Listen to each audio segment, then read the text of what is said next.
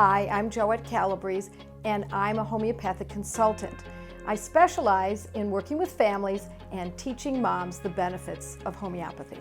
When choosing a homeopathic medicine to counter a cold symptom or cough, look for the most outstanding features of the cold to match the most outstanding of the medicine. And when improvement occurs, stop the medicine. If need be, switch to another one after giving the first one a good chance. It takes practice, but once you become adroit with homeopathy, you'll find out just how well it works as an individualized treatment. Antimonium tart. Antimony, potassium, tartrate. It relieves a wet cough with thick phlegm and difficult expectoration. Iodatum, which is potassium iodide. Iodatum relieves burning nasal discharge, especially if there's a feeling of constriction at the base of the nose. Natrum muriaticum, which is actually sea salt.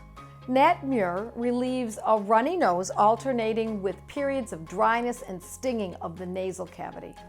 Natrum muriaticum is a homeopathic preparation of sea salt containing a lot of different salts. Pulsatilla, which is windflower. It relieves non-irritating yellowish nasal discharge with dry nose at night, becoming runny during the day, and loss of smell and taste. Spongia tosta.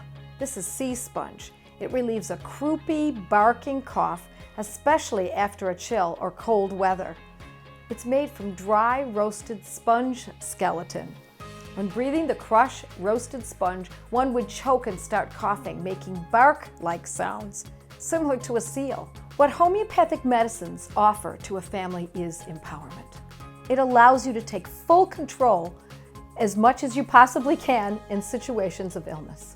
If you need to get to a doctor, you can still do that. You can use these remedies on the way, but you have more empowerment at home.